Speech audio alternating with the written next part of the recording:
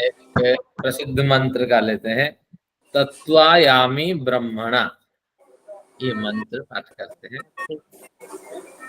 ओम तत्त्वायामि ब्रह्मणा बन्धमानस्तदा आसास्ते यजमानो हविर्भिः महेडमानो वरुणे हवोद्यु रुशंसमानः आयुः प्रमोषिः। ओम शांति शांति शांति। उस परम पिता को नमन है, जिस परम पिता का गुणगान अभी हम इस मंत्र में करने वाले हैं, और आप सभी लोगों का अभिवादन है। आप सभी का उत्साह काफी रहा, आप सब हमेशा उपस्थित होती रही है, होते रहे। आप सभी का बहुत बहुत आभार है। आइए सत्र को आगे बढ़ाते हैं। अंतिम हमारी एक कक्षा होगी आज की, न्याय दर्शन से संबंधित। उसमें मंत्र हमने लिया तत्वायामी ब्रह्मणा बंधमान। आप सुनते होंगे कहाँ कहाँ बीच बीच में से एक मंत्र ले आते हैं। तो तात्पर्य ये होता है, कभी कभी हमारी चर्चा होती है किसी विषय पे, कहीं कहीं आलोचना के रूप में उसको ग्रहण किया जाता है, तो मंगलाचरण से पूर्व वो विचार आके पहुंचते हैं, तो इसलिए उसको मैं उठाता हूँ। तो ऐसा ही आज कोई विषय चर्चा इस पे हुई है। आइए देखते हैं। तत्वायामी ब्रह्मणा बंधमान, यानी ब्रह्मणा बंधमान अहम, ब्रह्म मंत्र को कहते हैं। मंत्र द्वारा, यहाँ एक मंत्र से तो स्तुति नहीं होगी, ब्रह्मणा एक वचन है, तो मंत्र समूह द्वारा संपूर्ण मंत्र, जितने मंत्र हैं उनको समूह में कन्वर्ट कर देंगे, तो हजारों हजारों मंत्रों का जो समूह है, उन मंत्रों के समूह द्वारा, क्योंकि आगे शास्त्र कहा नविंदे अस्य सुस्तुतिम, स्तुति आप कितनी स्तुति करें, इतनी देने हैं उनकी कि आपकी स्तुतियां ही समाप्त हो जाएंगी, लेकिन ईश्वर की देने समाप्त नहीं होने वाली है। क्या देने? कोई माइक खुला हुआ है, कोई डिस्टर्बेंस आ रही है। अपनी योग्यता से अधिक फल देते हैं। आचार्य जी, एक माइक खुला हुआ है, डिस्टर्बेंस आ रही है। इसलिए हमेशा ही अगर ईश्वर अपनी योग्यता से हमें अधिक देते हैं, तो निश्चित रूप से इसके पीछे तर्क ये है कि ईश्वर की देने बहुत अधिक है।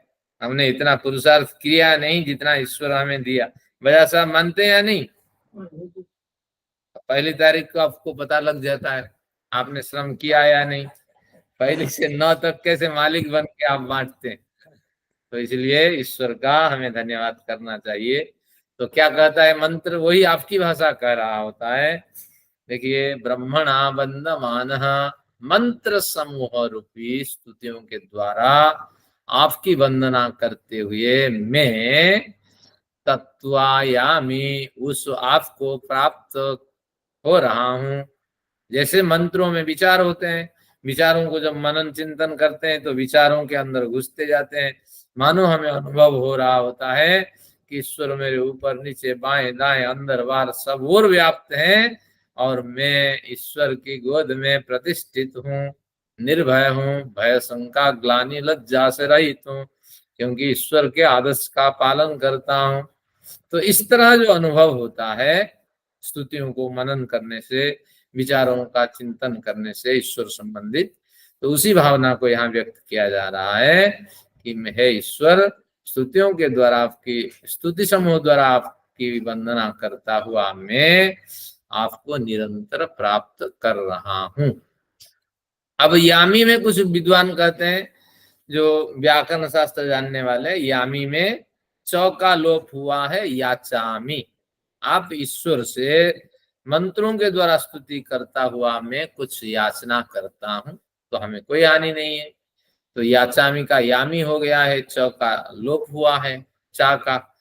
तो इस तरह दो अर्थ होगा तत्वायामी से, तत्वायामी मंत्रों के विचारों से गंभीरता को प्राप्त करता हुआ मैं आप में प्रविष्ट हो रहा हूँ, आपकी गोद में आश्रित हो रहा हूँ, या हे ईश्वर मंत्रों के विचारों से प्रभावित होकर के मेरे पुरुषार्थ को और अधिक बल देने के लिए मैं आपसे कुछ याचना करता हूँ। तो क्या है?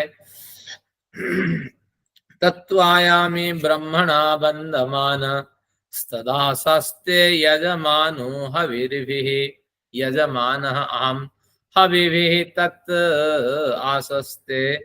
यजमान निरंतर यजनशील चिंतनशील स्तुतिशील प्रार्थनाशील बनता हुआ मैं तत् आसस्ते। यहाँ सस धातु शासन के अर्थ में उपासते प्रशिषम यस्य देवा। तो यहाँ कि आपके प्रशासन व्यवस्था, आपकी शासन व्यवस्था को क्या मैं अनुपालन कर रहा हूं, और संस्तुतो आपकी भली भांति मैं विविध स्तुतियों का संग्रह कर रहा हूं। तत् आसस्थे यजमानो हविर्भिः, और हवियां प्रदान करता हुआ आपके विचारों को, आपकी प्रशंसाओं को, आपकी स्तुतियों को मैं और अधिक तीव्रता के साथ मनन चिंतन करता हूं। आगे क्या कहा जाता है? अहेणमानो वरुणे हवोद्यु रुषं समान आयु प्रमोसी। है वरुण, हे सबके द्वारा वरणीय परम पिता। अहेड़मान, हेड़ क्रोध को कहते हैं, गुस्सा को कहते हैं। तो मैं अल्पज्ञ हूं, मेरे से हजारों गलतियां हुई है, तो इसलिए हे वरणीय परम पिता, वरुण नाम से परिचित है वरणीय परम पिता, मुझ पे गुस्सा न करें, क्योंकि मेरा धर्म ही है। बालक का क्या धर्म है? अबोध है और लाचार है। बस ज्यादा से ज्यादा वो रोएगा, ज्यादा से ज्यादा गलतियां तो करेगा। तो इसलिए आप सब जानते हो, आप ज्ञान सर्वज्ञ हो, तो इसलिए अहेड़मान, मेरी इस गलती पर आप क्रोध ना करें, गुस्सा ना करें, मुझे गलत योनियों में, गलत जन्मों में ना भेजें। तो कितनी बढ़िया प्रार्थना देखिए, मैं अल्पज्ञ हूं, गलती तो करूंगा। तो इसलिए अब जब ज्ञान की ये पवित्र बेला मेरे पास उपस्थित है, तो मैं आपसे प्रार्थना करता हूँ, अहेड़मान, गुस्सा क्रोध न करते हुए हे वरुण, यह बोधि, मेरे विचारों को सुनो समझो, क्योंकि मेरे साथ कर्म ऐसे ही थे और ऐसा परिवार मिला, ऐसा संयोग भी हुआ, जिसके कारण से बड़ी गलतियां मेरे से होती गई। अब जब ज्ञान का उदय हुआ, फिर मैं अपने को संभाला, तो इसलिए मुझ पर गुस्सा ना करें। आगे कहते हैं, उरुसंस बुद्धिरुसंसमान बोधि उरुसंसमान, पर्याप्त स्तुति किया जाता हुआ है वरुण, आयु प्रमोसी, तो मेरी आयु का प्रमोशन मत करो, मुसस्ते, मेरे आयु का क्षय मत करो, मुझे एक लंबी आयु दो, यही मेरी याचना है। अगर लंबी आयु मिलेगी तो आज जैसे न्याय दर्शन को हम समाप्त करते जा रहे हैं, फिर वेदांत को भी समाप्त करेंगे, फिर वैशेषिक को भी समाप्त करेंगे।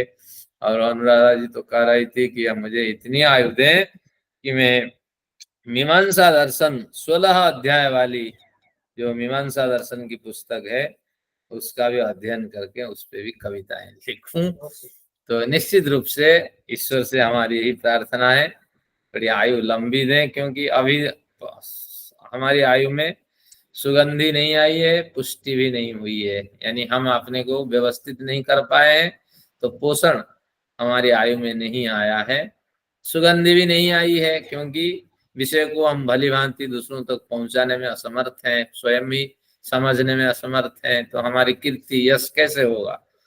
तो इसलिए विषयों को समझें, समाज की सेवा करें, हमारे जीवन में सुगंधी आए, हमारा यश चारों ओर फैले, पुष्टि भी हो जाए, साधना आदि में हम निमग्न हो जाएं, तो इसके बाद फिर जब मर्जी है ईश्वर, तथास्तु तथास्तु तथास्तु। संसार। धन्यवाद आचार्य जी, धन्यवाद। चलिए, ये हमारा एक बढ़िया मंत्र था, आप सब तक पहुंचाया। आइए आज का सत्र देखते हैं। ऐसी पवित्र भावनाएं हमें सदा आगे की ओर ले जाएंगी। हम पीछे नहीं जाएंगे बिल्कुल भी। बहुत भटके, मुश्किल से तो हमें गुरु मिले जो मार्गदर्शन करने लगे। धन्यवाद करती हूँ, प्रार्थना करती हूँ आप चिरंजीव रहें। चलिए, आपका धन्यवाद। आपने बढ़िया हमारे लिए आशीर्वाद प्रदान किया। तो आइए देखते हैं आज का सत्र आपके लिए। ये न्याय दर्शन की 135वीं कक्षा है। 103 सीट्स बन गई हैं। तो आज ये न्याय दर्शन का द्वितीय अध्याय है, पंचम अध्याय है, द्वितीय आनिक है। 18वां तक निग्रह स्थानों का हमने अध्ययन कर लिया। 18वां निग्रह स्थान मतानुज्ञा था। अब देखते हैं पर्यनुयोज्योपेक्षणम। 3 सूत्र हैं, कोई कठिन नहीं है, 4 सूत्र हैं, इसको निपटाते हैं। बजाय साहब पृष्ठ संख्या, सूत्र संख्या 5221, पृष्ठ संख्या अभी बताता हूं। अब 21 नंबर मेरा जो है, आपकी भी वही पुस्तक है, 656 नंबर पृष्ठ पे निग्रह स्थान प्राप्तस्य अनिग्रह पर्यनुयोज्योपेक्षणम। अब निग्रह स्थान प्राप्तस्य अनिग्रह। अब ऐसा होता है प्राचीन न्याय व्यवस्था में पर्यनुयोज्योपेक्षणम का पहले शब्दानुवाद कर लेते हैं। परि अनुयोज्य उपेक्षणम। उपेक्षणम उपेक्षा कर देना। किसकी उपेक्षा कर देना? अनुयोजित करना। अनुयोजित यानी बताने, बताने की उपेक्षा कर देना। और किनको बताने की उपेक्षा कर देना? परि यानी सभी, यानी न्यायालय में कुछ श्रोता लोग उपस्थित हुआ करते हैं न्यायालय में, और न्यायाधीश होते हैं, कुछ भद्र सभासद भी बैठे हुए होते हैं। जब बढ़िया चर्चा होती है, कुछ ना कुछ निष्कर्ष निकलेगा, हम जीवन को जिएंगे। तो इस तरह, तो इन सबके सामने परितः अनुयोज्य, अनुयोज्य यानी खुलासा करना, अनुयोज्य कथन करना, सभी को जो कथन करना चाहिए था, जो बताना चाहिए था, संकेत करना चाहिए था, उसी की उपेक्षा कर देना, ये पर्यनुयोज्योपेक्षणम। यानी सभी को जिन विषयों से परिचित कराना था, संकेतित कराना था, लेकिन उस विषय का क्या करना, उस विषय के प्रति प्रमाद प्राप्त करना, लापरवाही करना, उपेक्षा कर देना, निग्रह स्थान है। जिसने भी उपेक्षा की है उसी की हार होगी। भले ही विपक्षी ने क्या किया कि गलत विचार दिया, लेकिन आपको भी संकेत करना चाहिए कि न्यायाधीश जी, श्रोतागण, सभासद सभी सुनिए, ये व्यक्ति गलत प्रयोग कर रहा है, ऐसा व्यवहार नहीं चलता, ऐसा कथन नहीं प्राप्त होता।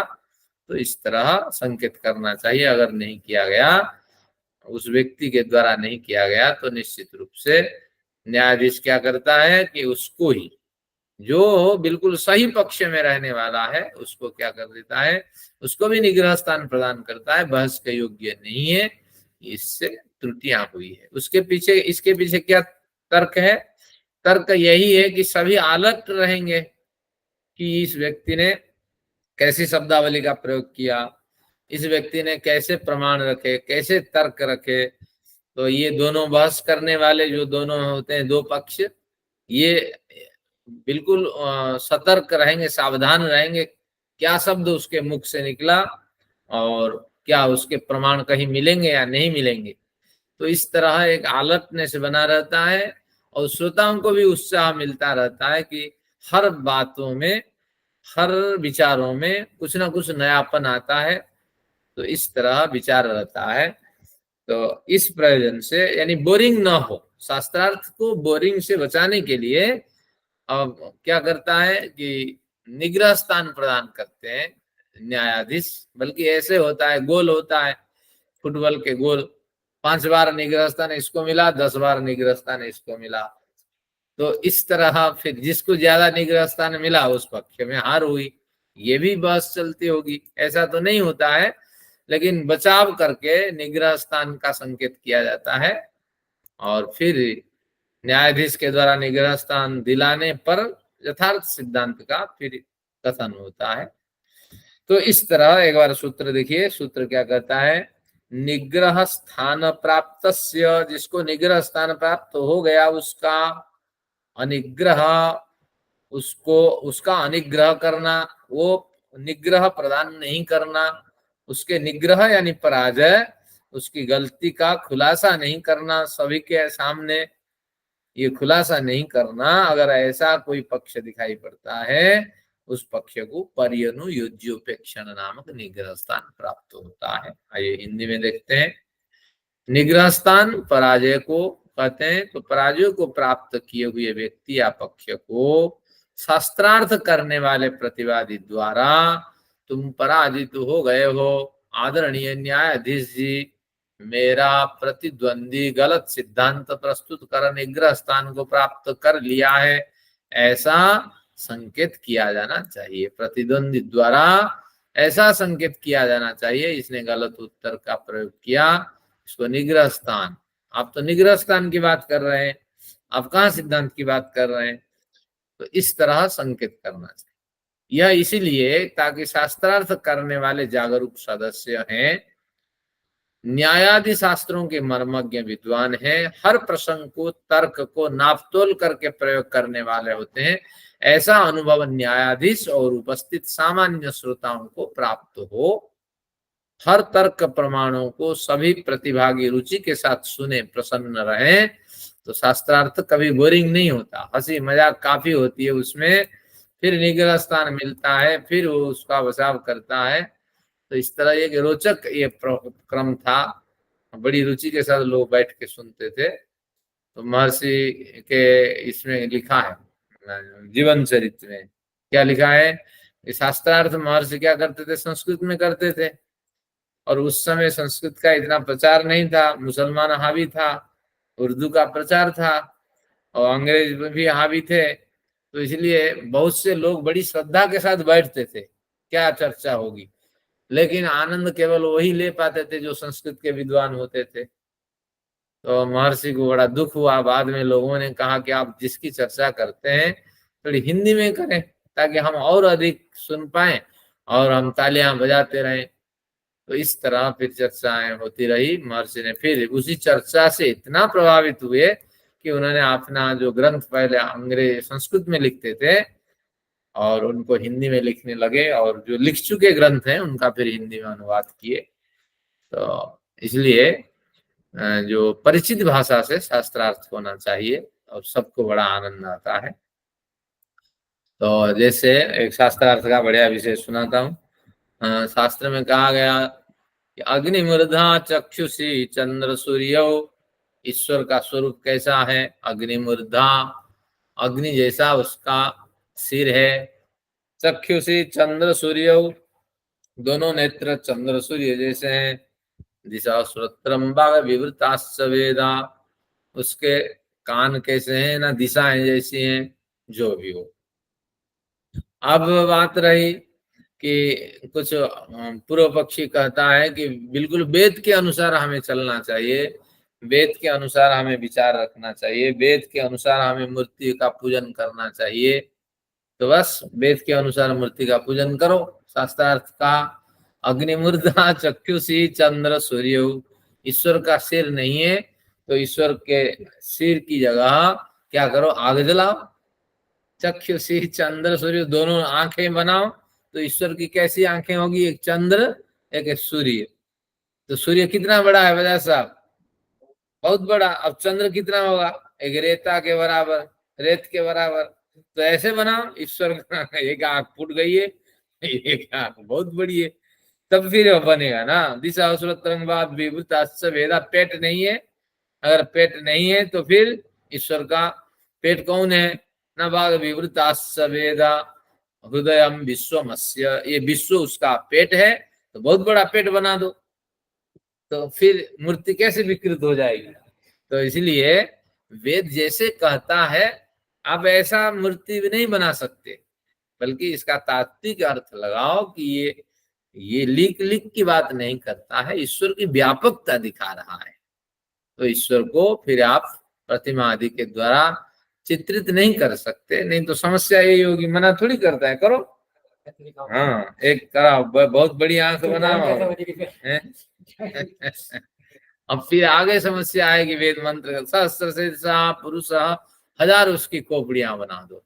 तो बड़े सारे मंदिर हैं जगन्नाथपुरी में, आप देखेंगे जितने जगह थी कमरे में उतने खोपड़ी बना दिए।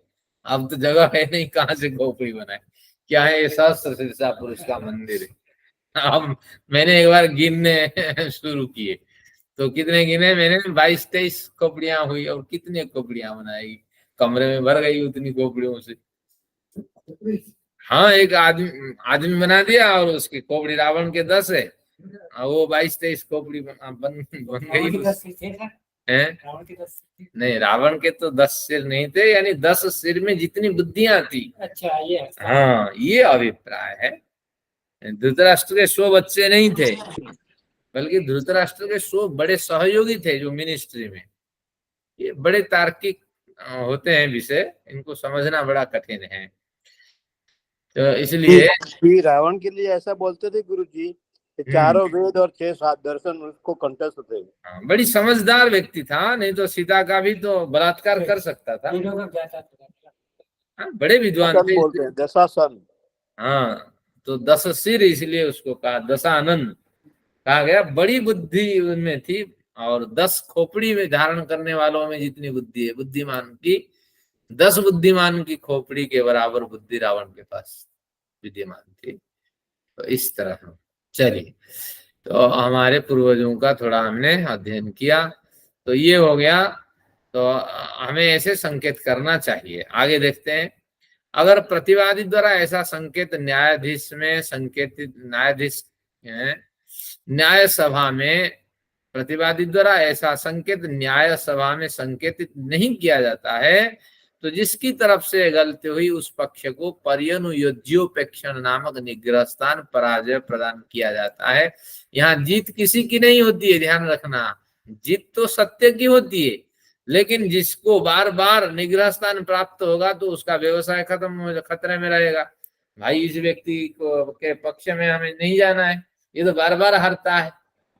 बस जो जीत प्राप्त करता है तो निश्चित रूप से उसके वैल्यू मार्केट में ज्यादा है। बढ़िया, बहुत बढ़िया वकील है, सुप्रीम कोर्ट का वकील है, कपिल सिब्बल है। तो इस तरह यहाँ होता है। तो आपको समझना पड़ेगा, सम्मान और असम्मान आदि की परवाह जिसकी नहीं है तो वो इस तरह निग्रह स्थान प्राप्त करता है। नहीं, लेकिन बड़े व्यक्ति अलर्ट रहते हैं, सही पक्ष को रखें और निग्रह स्थान उनको न मिले, तो इस पर प्राचीन भारत में बड़ा ध्यान दिया जाता था। आगे देखते हैं, भाष्यकार कुछ लिखते हैं, यहाँ बढ़िया विचार देखते हैं। यहाँ भाष्यकार लिखते हैं, न खलो निग्रहं प्राप्तः सो कौपिनम विवृणुयादिति। न खलो निग्रहं प्राप्तः कश्चित, कोई भी ऐसा पक्ष या व्यक्ति नहीं है जो स्वयं प्रकट, कोई भी पक्ष या व्यक्ति ऐसा स्वयं प्रकट नहीं करता कि अरे मेरा अपना कौपिन आज खुल गया, अर्थात आज के शास्त्रार्थ में मैं हार गया हूं, पराजित हो गया हूं। भाष्यकार लिखते हैं, प्राचीन भारत में लोग ज्यादा कौपिन पहनते थे, चड्डियां तो होती नहीं थी, तो ये वहां का संकेत है। बादशाह स्वयं लिखते हैं, देखिए, न खलो निग्रहं प्राप्त सो कौपिनम विवृणुयादिति। सो कौपिनम निग्रहं प्राप्त, मेरा जो कौपिन था वो निग्रह को प्राप्त कर गया, यानी खुल गया। आज तो मेरी लंगोटी खुल गई। कोई ये नहीं कहना चाहता, तो क्या कहना चाहता है हर व्यक्ति? तो बस मेरी जीत हुई, मेरी जीत हुई, लेकिन किस दृष्टि से तूने हार का सामना किया, ये तो प्रतिवादी संकेत करता है। फिर जो नहीं करता तो प्रतिवादी को पराजित प्रदान करके न्यायाधीश संकेत करता, ऐसा नहीं कहना चाहिए था, ऐसे बोलना चाहिए था, इस तरह। तो आज के शास्त्रार्थ में मैं हार गया हूं, पराजित हो गया हूं, यह कोई नहीं कहता, आपको ही संकेतित करना पड़ेगा।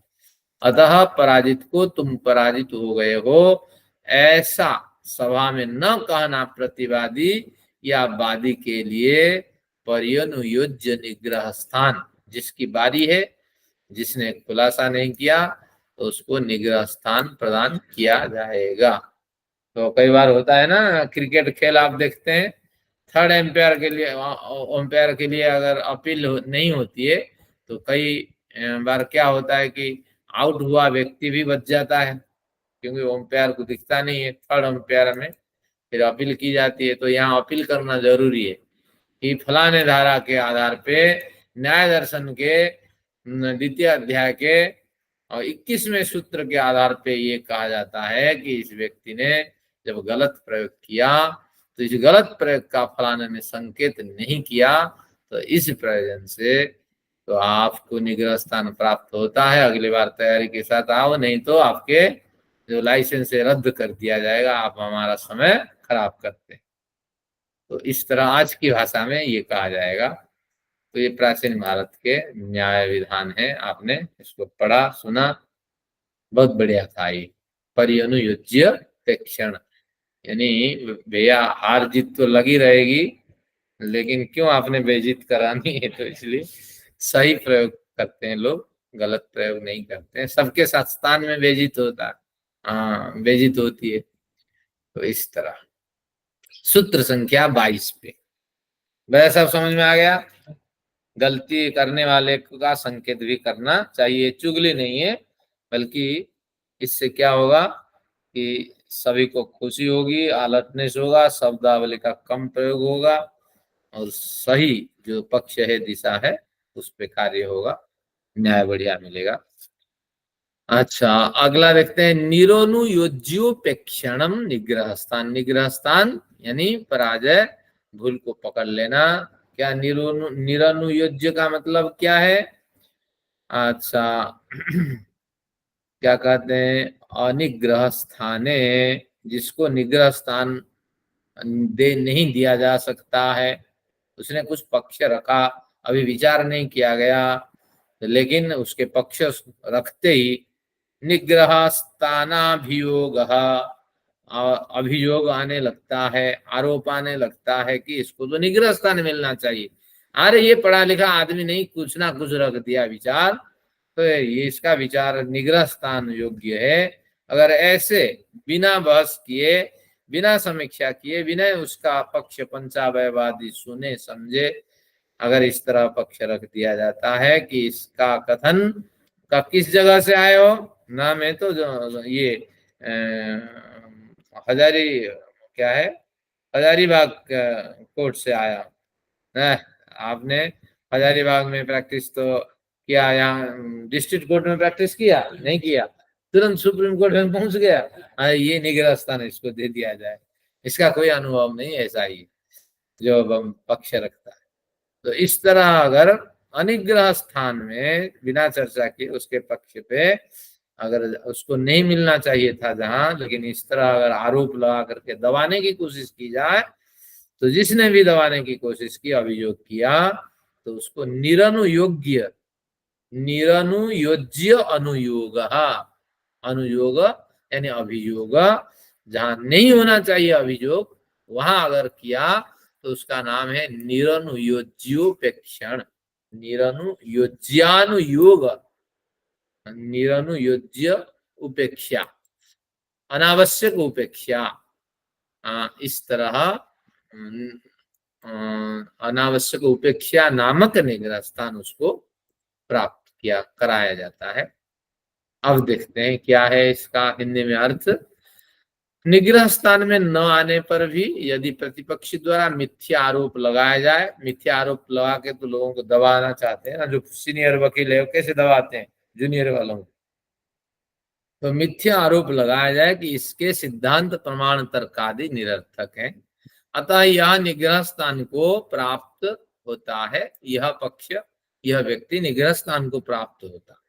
ऐसा मिथ्या आरोप लगाने वाले पूर्व पक्षी के विरुद्ध आवाज उठाकर न्यायाधीश द्वारा उस पूर्व पक्षी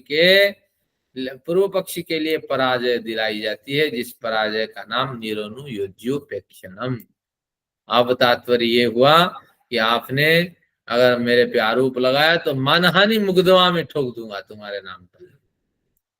और अगर ये बिल्कुल सही हुई तो ये आरोप ये दोषी कौन होगा? वकील भी होगा और जो क्लाइंट है वो होगा उस समय की स्थिति में। यहाँ तो हार जीत तो लगी रहती है, क्लाइंट बेचारा पैसा दे दे के परेशान, वकील में आपस में हाँ, तो वकील बड़े आराम से रहते हैं। लेकिन यहाँ दोनों भैया साहब समझ रहे हैं ना, तो कितनी बढ़िया न्याय व्यवस्था थी।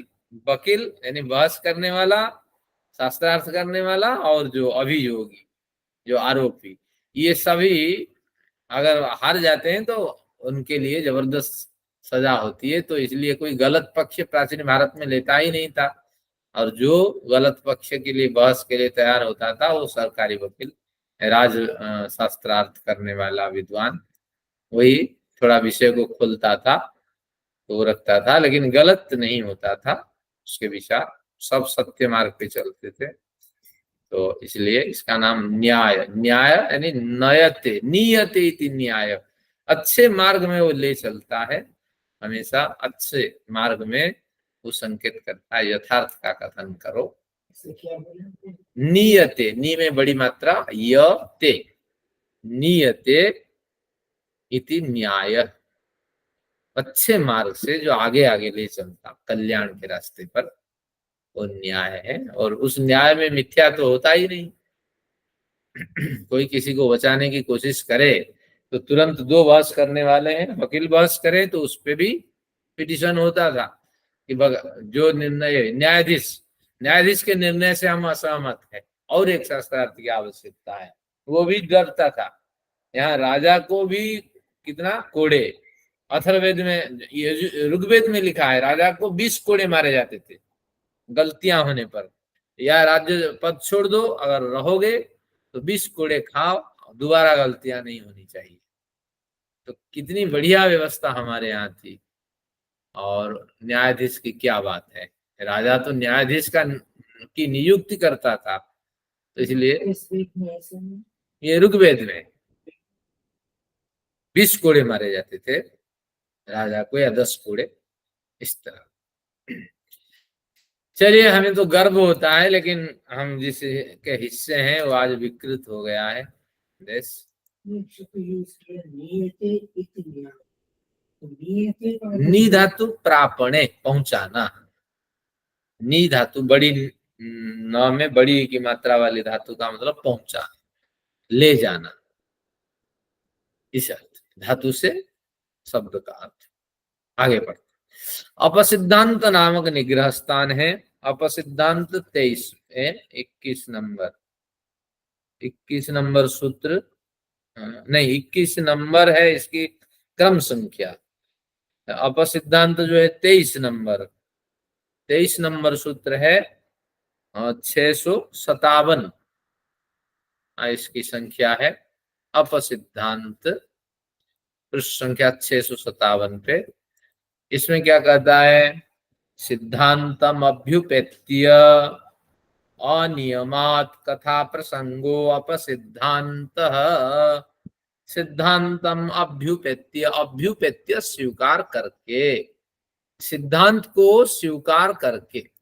अब सिद्धांत को स्वीकार करके, कोई सिद्धांत आपने रखा तो उस सिद्धांत को हमने स्वीकार किया, तो इसको कहेंगे, ये कौन सा आ गया, अनुभाषण, हाँ तो कहीं गलत आ गया। अपसिद्धांत, तो सिद्धांत, एक सिद्धांत मैंने स्थापित कर दिया अपने विचारों के हिसाब से, और फिर आगे क्या कहते हैं? सिद्धांतम अभ्युपेत्य अनियमात, उसमें उस सिद्धांत में जो पंचावयव दिए हैं और उनके जो नियम बने हैं उनका भी मैंने पालन नहीं किया, उनका त्याग कर दिया, या अपने सिद्धांत के विपरीत फिर कथन कर दिया। यानी हमें कहा जाएगा पंचावयव को तुम समझाओ क्या बोलना चाहते हो। पंचावयव तो ठीक रख दिया, लेकिन समझाते समझाते हम कहीं किसी में फंस गए। ईश्वर जन्म नहीं लेता और ईश्वर निराकार है, इस तरह हमने चर्चा की, लेकिन आगे इस तरह राम और कृष्ण आदि निराकार सिद्धांतों का प्रतिपादन हमारे ग्रंथों में किया गया। अब राम कृष्ण कहते हो, फिर निराकार कहते हो, तो इस तरह समस्याओं में कई बार हम फंस जाते हैं। चर्चा तो निराकार के करते हैं, लेकिन फिर रामकृष्ण आदि निराकार सिद्धांतों की चर्चा की जाती है, कई बार इस तरह भी बोल जाते हैं, तो हमारे सिद्धांत कहीं ना कहीं खंडित हो जाता है। और बड़े व्यक्तियों को आप देखेंगे इस तरह विचार खंडित होता हुआ नजर आएगा। तो एक व्यक्ति ने ये तर्क रखा, कल ही चर्चा हो रही थी जगन्नाथ मल्होत्रा जी से। मल्होत्रा साहब कह रहे थे कि अरे ये जो बाली है, अगर वो बानर हुआ होगा तो उसकी पत्नी जो वो कैसी हुई होगी, उसकी बड़ी पूंछ हुई होगी। हाँ, वो पूंछ को कैसे रखती होगी। इसलिए जगदीश्वरानंद जी ने इन सभी श्लोकों को हटा दिया, वो उनका पक्ष था। फिर मैंने कहा था आप जगदीश्वरानंद की तारीफ तो कर ही रहे हैं, कोई बात नहीं, लेकिन जगदीश्वरानंद को किसने अधिकार दिया इन श्लोकों को हटा देने का? बल्कि वहां संकेत कर देते, आने वाली पीढ़ी को विचार के लिए छोड़ दीजिए ना। आपका विचार अभी तक यहीं जा रहा है, आपका विचार तो मनुष्य अल्पज्ञ है, स्वयं संपूर्ण नहीं है, इसलिए संकेत करके छोड़ दीजिए। मुझे लगता है टिप्पणी कर दीजिए ये एडल्ट्रेशन है। लेकिन उन्होंने पूरा श्लोक को हटा दिया और 10-20 हजार श्लोक रख दिया। रामायण पढ़ो।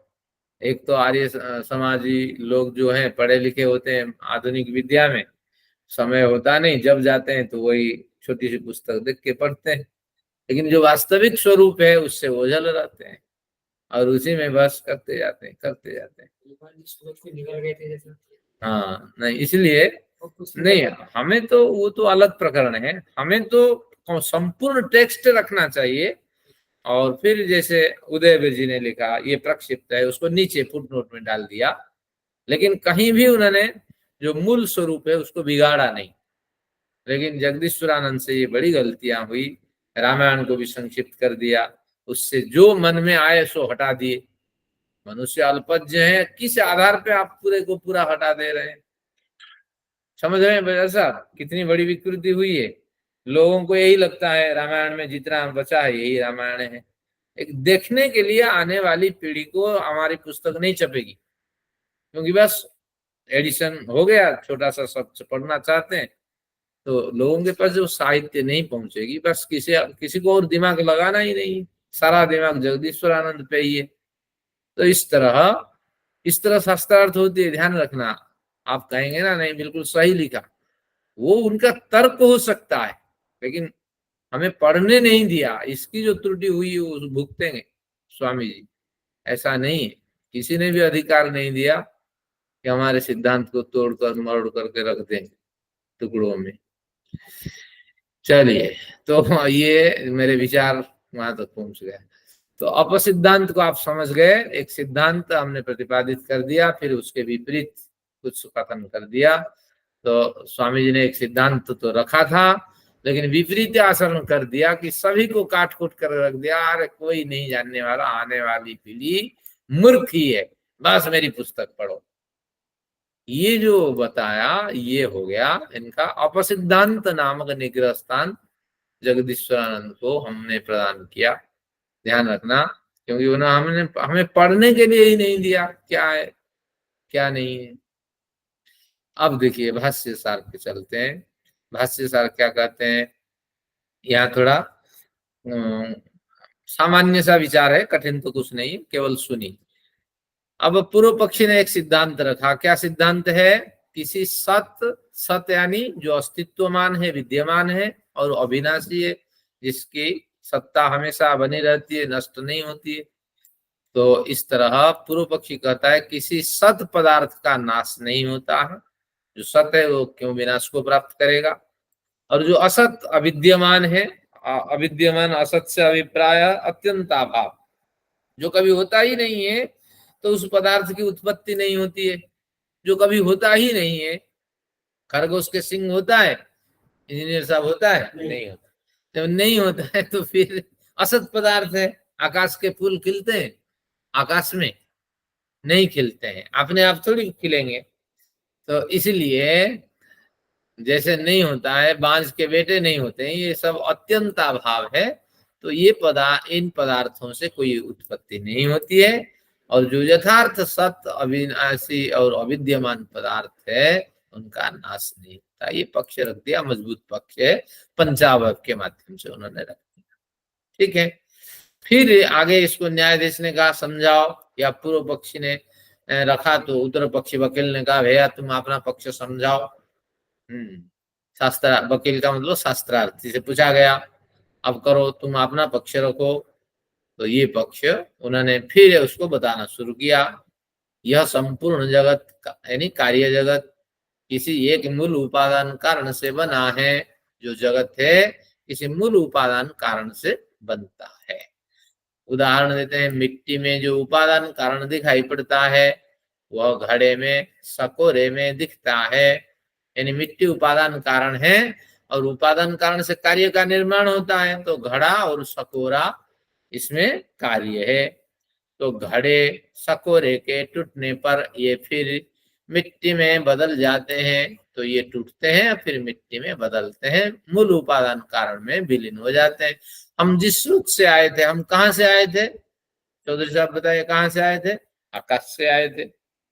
प्रवेशनम निष्क्रमणम इति आकाश से लिंगम वैशेषिक का न्याय है ना, जिसमें हम सब प्रवेश कर चुके होते हैं और जहां से हम सब निकलते हैं प्रयोजन पर, वही आकाश है। आकाश यानी ईश्वर है। उस अनंत आकाश, महाकाश जिसे कहते हैं, तो वो ईश्वर का स्वरूप है, उसी में हमारा प्रवेश होता है, फिर वहीं से हम निकलते हैं। तो इसलिए घड़े सब टूट करके मिट्टी में मिलते हैं, हम टूट करके महाकाश में विलीन हो जाते हैं। अतः इस बीच कार्य और कारण का संबंध है। इस बीच यानी बनना और बिगड़ना, ये कार्य कारण का संबंध है। इस तरह उन्होंने अपने जो विचार है उसको रखने के लिए एक तर्क रखा। फिर और क्या तर्क रखा? पुनः पूर्व पक्षी कहता है देखो, मूल प्रकृति में सत्व रज तम गुण के सुख दुख मोह रूपी त्रिविध स्वरूप दिखाई पड़ते हैं। वे सभी गुण प्रकृति के प्रत्येक पदार्थ में दिखते हैं। तो इस तरह ये गुण दिखाई पड़ते हैं और ये सभी गुण प्रकृति के पदार्थों में दिखते हैं।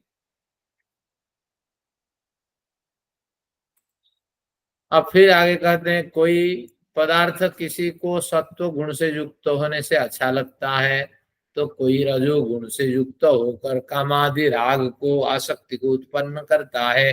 ठीक है, ऐसे ही कोई पदार्थ तमो गुण प्रधान होकर प्राणियों में प्रमाद, आलस्य, निद्रा को उत्पन्न करने वाले होते हैं। तो कुछ ऐसे पदार्थ होते हैं तो इनके स्वरूप भिन्न भिन्न होते हैं।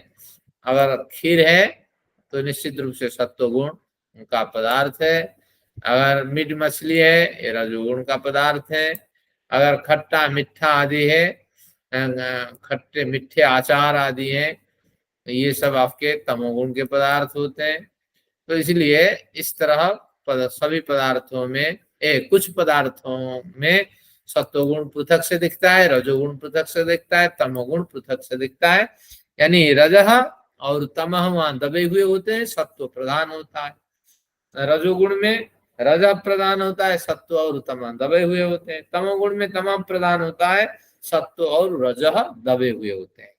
फिर भी कभी कभी तो मनुष्य अनुभव करने वाले व्यक्ति के भेद से, कभी कभी तो अनुभव करने वाले व्यक्ति के भेद से एक ही पदार्थ किसी को सत्वगुण धर्मी, किसी को रजोगुण धर्मी और किसी को तमोगुण धर्मी लगने लगता है। तो देखिए, तीन तरह के तथ्य का यहाँ विवेचन हुआ है कि सभी पदार्थ मूल प्रकृति से उत्पन्न होते हैं, ये चर्चा की। दूसरे इस पैराग्राफ में चर्चा की कि ऐसे पदार्थ होते हैं जिसमें एक एक गुण अधिक रूप से दिखाई पड़ता है। तीसरी चर्चा में उन्होंने किया कि व्यक्ति के भेद से सभी पदार्थों में त्रिगुण तो होते हैं, लेकिन व्यक्ति के भेद से वे गुण किसी को अच्छे लगते हैं सत्व के रूप में, किसी को रजा के रूप में, किसी को तमो गुणों के रूप में। तो इस तरह हर पदार्थों में तीनों गुण मिलते हैं व्यक्ति के भेद से, और कुछ कुछ पदार्थों में सत्वगुण अधिकता से दिखते हैं, रजोगुण कहीं कहीं अधिक और तमोगुण कहीं कहीं अधिक। इस तरह ये दूसरी चर्चा कर ली। अब कहते हैं भाष्यकार के विचार, अब प्रतिवादी तर्क रखता है। इतना सुनने के बाद जो पक्ष उन्होंने रखा था, इस पक्ष को तो खोला नहीं, क्योंकि दोनों शास्त्रार्थी ने पूछे थे या न्यायाधीश ने पूछा, भैया जो सत पदार्थ विनाश को प्राप्त नहीं होता है, असत पदार्थ से कोई उत्पत्ति नहीं होती है, इस पक्ष को आपने कैसे समझाया? तो लेकिन वो भली भांति समझा नहीं पाया। अब बीच में इन्होंने रोका उसको, क्या कहा? अब प्रतिवादी तर्क रखता है, पहले आपने जो कहा था कि सद पदार्थ नाश को प्राप्त नहीं करता, असत पदार्थ से किसी की उत्पत्ति नहीं होती है, इसमें जो सिद्धांत आप जो सिद्धांत है वर्णित है, अब आप इसके विपरीत कथन कर रहे हैं। कैसे विपरीत कथन? क्या आपकी मिट्टी रूपी उपादान कारण सत पदार्थ नहीं है? आपने क्या तर्क रखा था? सत पदार्थ से सत पदार्थ का नाश नहीं होता है, तो मिट्टी जिसे हम कहते हैं, क्या वो सत पदार्थ नहीं है? अगर सत पदार्थ है तो कैसे आपने अस्तित्व खोकर घड़े सकोरे में बदल जाता है? मिट्टी कभी चाहती है क्या कि मैं फैलाव के रूप में रहूं? मिट्टी कभी चाहती है कि मैं मुझे ऐसे ही छोड़ दो, हाँ मुझे गुलाब मत बनाओ, हाँ मुझे क्या करो सकोरे में मत बदलो? तो मिट्टी कभी नहीं चाहती। लेकिन ऐसा नहीं, मिट्टी सत पदार्थ नहीं है। सत यानी विद्यमान, ये पदार्थ सत्वरजतम के कण होते हैं, वहीं विलीन होते हैं और फिर कार्य जगत में ये प्रकट होते हैं। तो निश्चित रूप से ये सत्वरजतम की दृष्टि से मिट्टी आदि सब पदार्थ कार्य जगत है, लेकिन घड़े और सकोरे की दृष्टि से मिट्टी आदि यहाँ जो है उपादान कारण है, घड़े सकोरे यहाँ कार्य है। तो अगर फिर प्रश्न करता है कि अगर सत पदार्थ है तो सत पदार्थ में बिगड़ाव कैसे होता है? बिगड़ करके पिंड मिट्टी बन करके पानी के साथ मिल करके घड़े सकोरे को आपका सत पदार्थ क्यों जन्म देता है? तो सत पदार्थ का तो विनाश हुआ, विनाश यानी परिवर्तन हुआ, रूपांतरण हुआ या नहीं? तो आपने क्या परिभाषा रखी थी कि किसी सत पदार्थ का विनाश नहीं होता है, विनाश यानी परिवर्तन भी नहीं होता है। तो ये आपका खंडन हो गया, आपका पक्ष। फिर कहते हैं कि आपका घड़ा कार्य जगत या व्यक्त जगत का नाशमान असत पदार्थ नहीं है। जी, विनाश और परिवर्तन तो अलग अलग चीज है। विनाश तो परिवर्तन तो हो जाता है, विनाश तो नहीं हुआ ना परिवर्तन होने से। हाँ, लेकिन यहाँ शाब्दिक अर्थ आपको लेना पड़ेगा।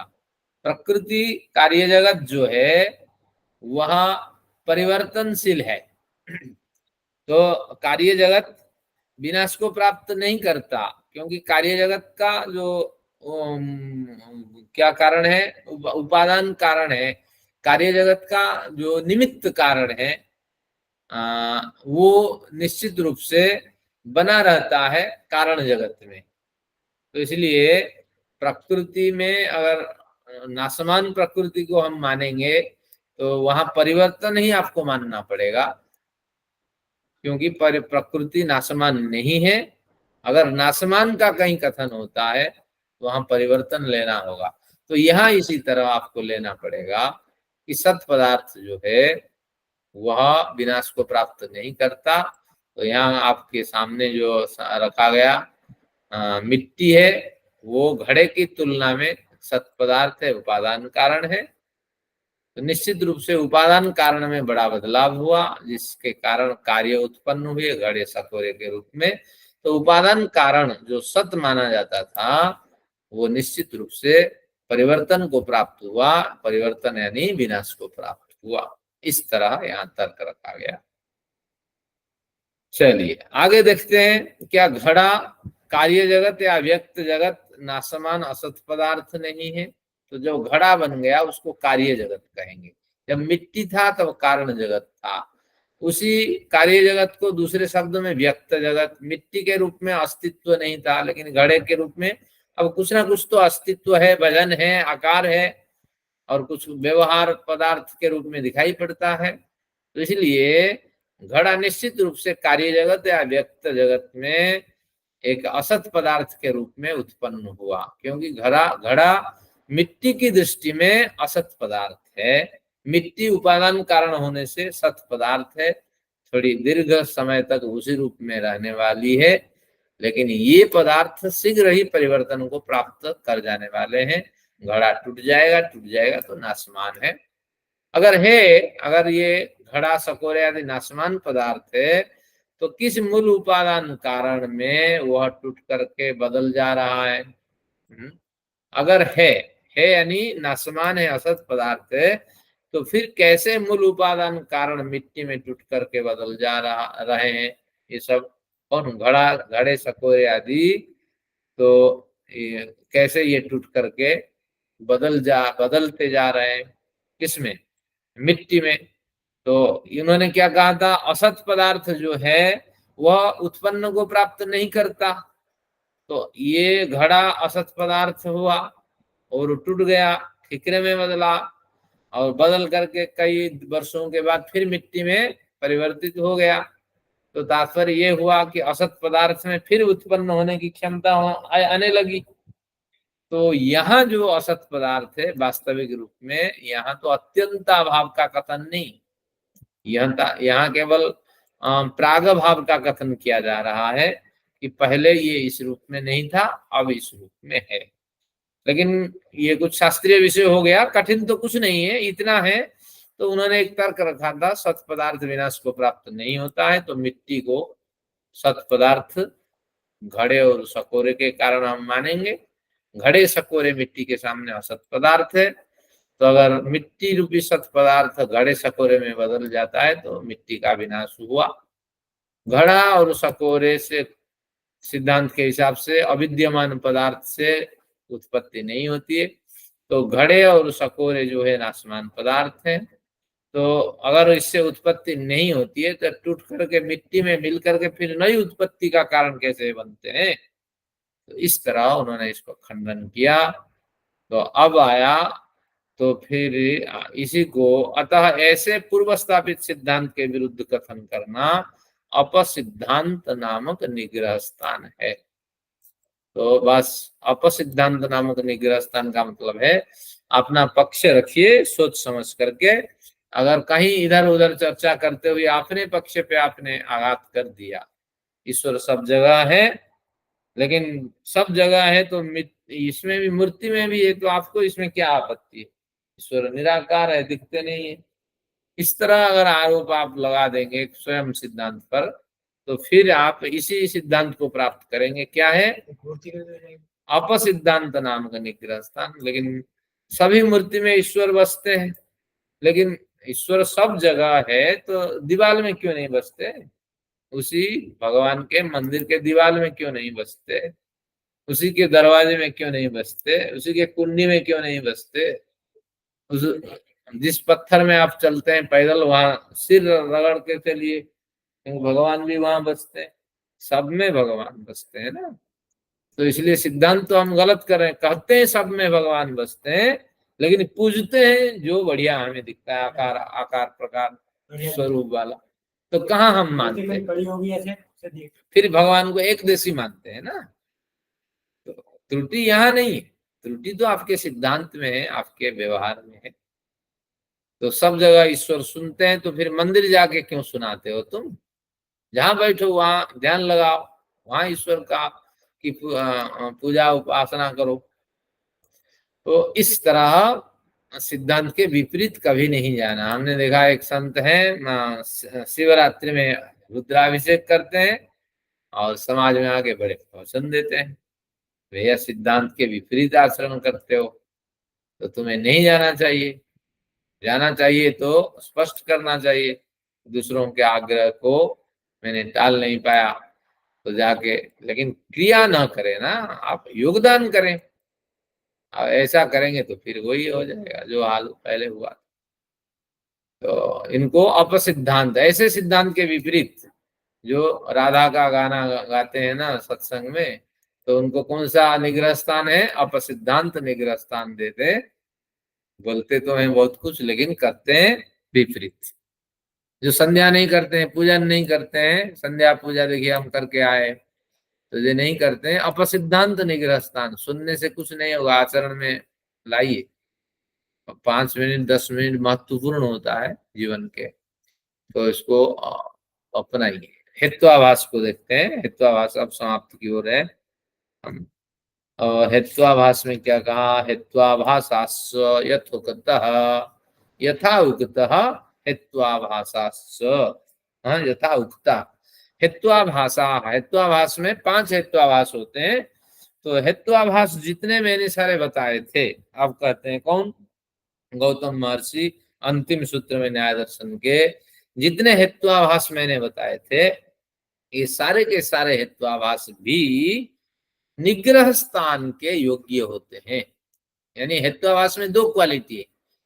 हेत्वाभास इतना गुमराह करने वाला सिद्धांत है कि ये सक्रिय, अपने पक्ष में भी सक्रिय है, और ये हेत्वाभास दूसरे निग्रह स्थान के स्तर में भी है। मतलब इनके विचार इतने मतलब गलत होते हैं कि इनको निग्रह स्थान भी दिया जा सकता है। हेत्वाभास का कोई प्रयोग करें तो आप हेत्वाभास के प्रयोग करने से हेत्वाभास निग्रह स्थान आपको मिलता है। अब कहेंगे कैसे, देखिए हेत्वाभास का 5 स्वरूप, 4 स्वरूप है, 4 है 5 है, 4 है, 5 है। तो सूत्र संख्या 4 में प्रथम अध्याय प्रथम के द्वितीय अन्निक सूत्र संख्या 4 में 5 हेत्वाभासों का कथन हुआ है। तो ये हेत्वाभास कौन कौन है, ये आपके हेत्वाभास हैं 5। तो ये आपके हेत्वाभास हैं। तो अब कहे कि ये सभी के सभी 22 निग्रह स्थान के अंदर आते हैं। 22वें निग्रह स्थान में इन हेत्वाभासों का भी ग्रहण हो गया। 21 तो उन्होंने निग्रह स्थान तो गिना दिए, तो फिर उनके मन में विचार आया और एक निग्रह स्थान का योग्य हेत्वाभास है, तो इसलिए हेत्वाभास को उन्होंने यहाँ स्वीकार किए। तो हेत्वाभास का मतलब है हेतु का आभास। शब्द अनित्य है, अब या शब्द नित्य है। नित्य है क्यों, स्पर्श के योग्य न होने से। अब दोनों ओर हेतु जाएगा, आपको लगेगा बिल्कुल तो कथन सही है। स्पर्श के योग्य न होने से शब्द नित्य है, और जो जो स्पर्श के योग्य नहीं होते हैं वो नित्य माने जाते हैं। सिद्धांत बन के तैयार हो गया। जैसे आत्मा, अब यहाँ कोई त्रुटि है वजह से आप काट पाएंगे सिद्धांत को। जिनका स्पर्श नहीं होता है वो नित्य होते हैं, और जैसे आत्मा, आत्मा को आप छू नहीं सकते, लेकिन है इसकी तोड़ है। अनुराधा जी उधर कह रही है भूख प्यास को तो स्पर्श नहीं किया जाता है, अनुभव किया जाता है। परमाणु स्पर्श के योग्य होते हैं, लेकिन वो तो स्पर्श के योग्य होने पर भी अनित्य माने जाते हैं।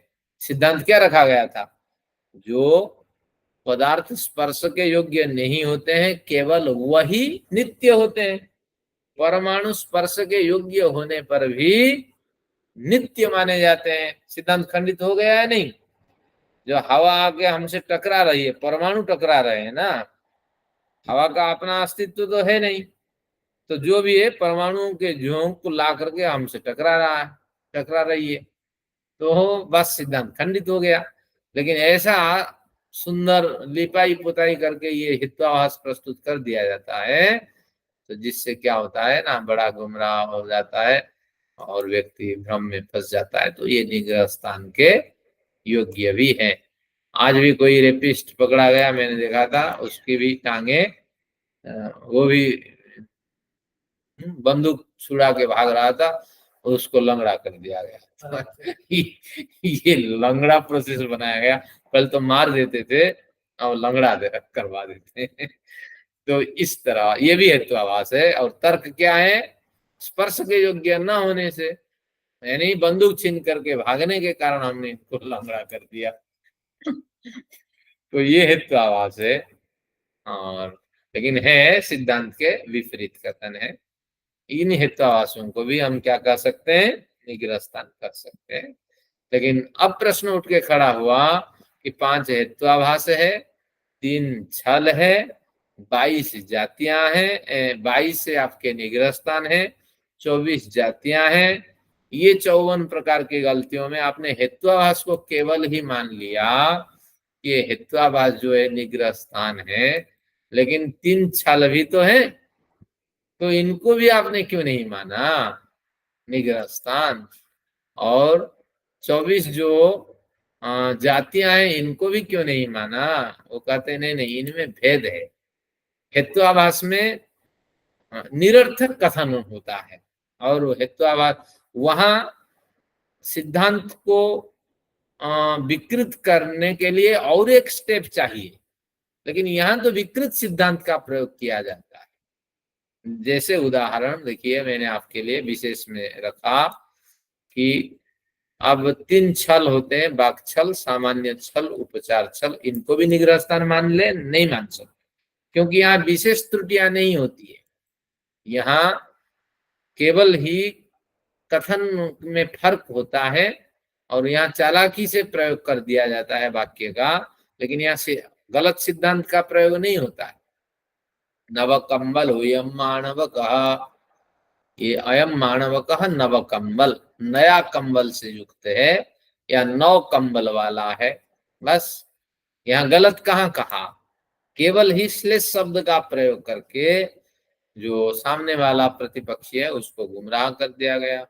मंचान चिल्लाते हैं, बस सामने ही इसको रख करके गुमराह कर दिया गया। अरे मंच कैसे चिल्लाएंगे? तो फिर जाएगा, मंच पे बैठा हुआ व्यक्ति चिल्लाते हैं, व्यक्ति का नाम थोड़ी याद है, व्यक्ति का नाम याद नहीं है। तो कहाँ है? विकासपुरी के मंच से मंच चिल्ला रहा है, विकासपुरी के मंच में जो बैठा होगा। तो इस तरह यहाँ इतनी गलतियां नहीं है, लेकिन यहाँ तो गुमराह की स्थिति है, लेकिन यहाँ तो गलतियां हैं, और गलत जानबूझ करके गलती का प्रयोग किया जाता है हेत्वाभास में। अभी आपने देखा ना, जो जो शब्द स्पर्श के योग्य नहीं होते हैं, जो जो पदार्थ, वो सब नित्य होते हैं, लेकिन ये सिद्धांत गलत हो गया। तो इस तरह इन प्रकरणों को आप पढ़ें। फिर आगे कहा कि शब्द नित्य है, क्योंकि स्पर्श होने से परमाणु तो स्पर्श धर्म, स्पर्श गुण धर्मी है, फिर भी नित्य है। ऐसी गलतियां देखी जाती हैं किसमें? हेत्वाभास में। तो हेत्वाभास को इसलिए निग्रह स्थान। अब चर्चा का विषय है 24 जातियां, लेकिन 24 जातियां भी थोड़ी इन बहुत क्या है ना, इनसे छल के कैटेगरी में आती हैं 24 जातियां, लेकिन हेत्वाभास के कैटेगरी में नहीं है। हेत्वाभास तो बिल्कुल गलत प्रयोग होता है हेतुओं का, तो हेत्वाभास से हमें बचना चाहिए। 5 हेत्वाभास भी निग्रह स्थान के योग्य है। तो इस तरह ये कुछ हमारे विषय थे, हमारे पूर्वाचार्यों को हमने पढ़ा सुना, बड़ी खुशी हुई। न्याय दर्शन समाप्त हो गया हमारे। कब? मार्च मास से शुरू हुआ था, 2000 कितने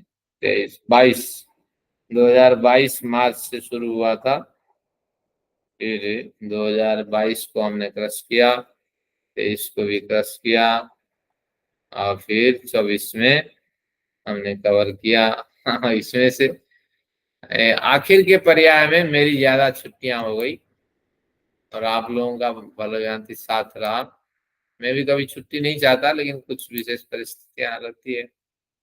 फिर नियम बदले, मुझे ही टाइप करना है, मुझे ही एडिटिंग करना है, और वो फिर मेरे समय पे करना है, ऑफिस के समय पे नहीं। तो इन नियमों के चलते मैं भी परेशान रहता, अरे कक्षा करूं या लड़ाई करूं। तो इस तरह किसी तरह ये सत्र पूरा हुआ। तो आप सभी का बहुत बहुत धन्यवाद। शांति पाठ करते हैं, फिर कुछ चर्चा करते हैं 5-7 मिनट। ओम द्यौः शान्तिरन्तरिक्षम्।